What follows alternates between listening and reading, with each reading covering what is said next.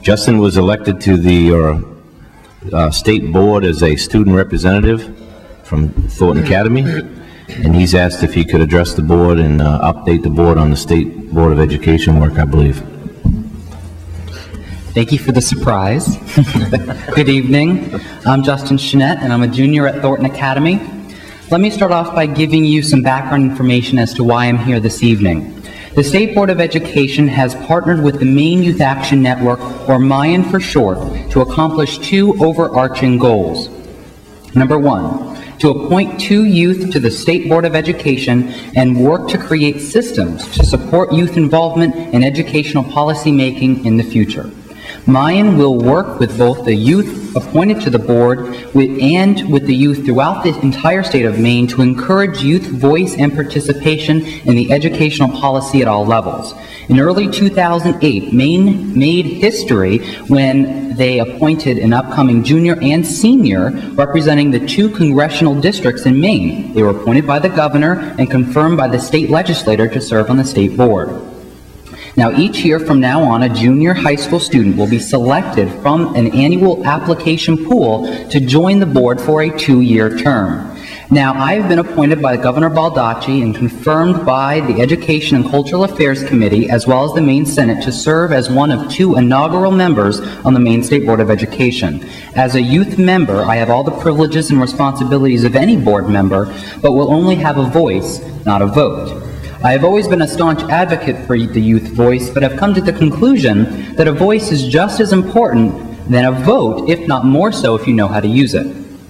It is my job to essentially be the ambassador for the youth in Maine, representing their voice as a unified message on the board. In order to do this, I will be organizing student forums all across District 1. I will also be setting up a blog for students to ask questions and give opinions, in addition to giving monthly updates either through the television or newspaper mediums. This opportunity is not only a great honor, but a great responsibility that I take very seriously. This is also a very historic time in Maine's history. It sends a clear message to the youth all across the state that their voice and opinion matters. There are several issues that I believe that need to be addressed. There are 4 that are on the top of my priority list. Number 1, we need to have voter registration drives in every high school across the state. The theme for Thornton Academy is preparing students for a changing world. Part of the job of educators is to prepare students to be an active and engaged citizen out in the real world. We can achieve this by not only registering students to vote, but also inform them on the issues, the candidates, and the referendums on the ballot and in the election. Young people must become aware and get involved in the society and the world in which they live. Number 2, drug prevention needs to be a top priority. I had the distinct opportunity to speak with York County Sheriff Maurice Willett about putting DARE programs into the schools. DARE stands for Drug and Alcohol Resistance Education. He informed me that there is no allocation of funds for him to place an officer into the schools to teach drug prevention. I have a solution. Why not utilize what we already have? Why not utilize the resource officers, health teachers, or nurses who are already in the schools to carry out some type of drug prevention programs?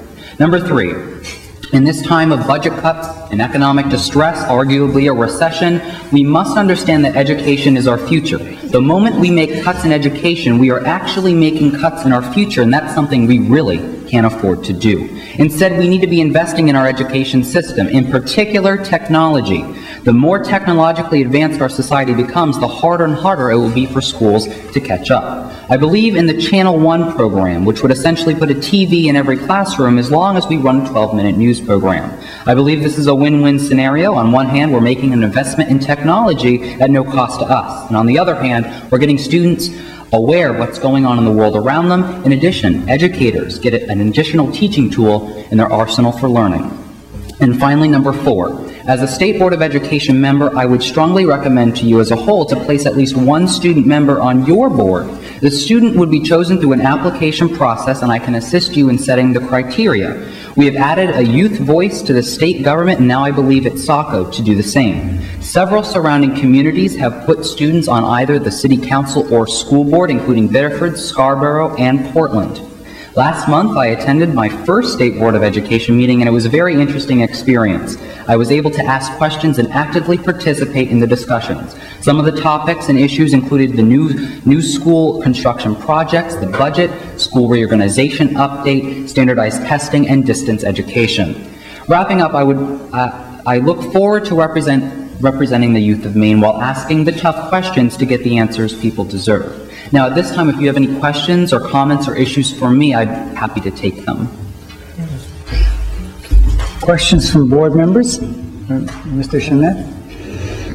I can tell you from my experience with Mr. Shinnett is that we are well represented on this board. Rest assured that our future is bright in this area because he's a very astute, learned individual. Good at asking questions as well. Any chance to reverse table? Here's your chance. It may be your only chance because he may come back with questions for us. Yes. Well, I wanted to say that your explanation is very detailed and a very good explanation for us to find out what you're doing and what you're interested in seeing happen. I'm wondering if you've just attended one meeting of the State Board of Education. I'm wondering if you found it to be bureaucratic. You indicated that you were able to participate, but were you overwhelmed by the bureaucratic factor of it? Because I think I would be.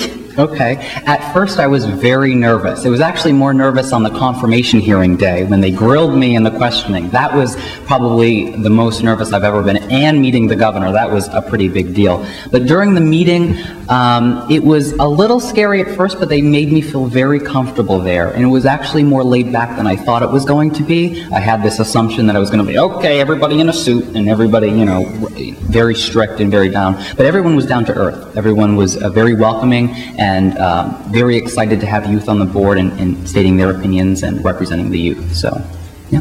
Did you think that the issues on the table were surmountable?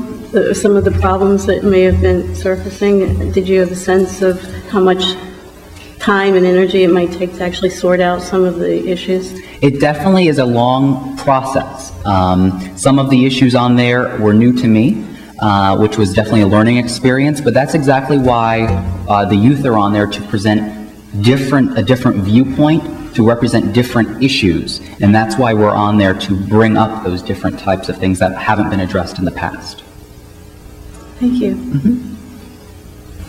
Other questions? Can I ask you, Mr. Shinnett, you had 4 agenda items, 4 priorities.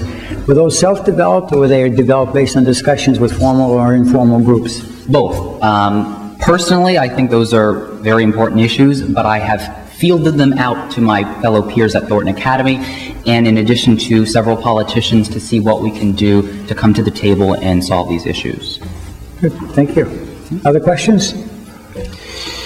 Well, then I'd say have at it, Mr. Shinnett. We're looking forward to further reports. Thank you very much for your time. Thank you.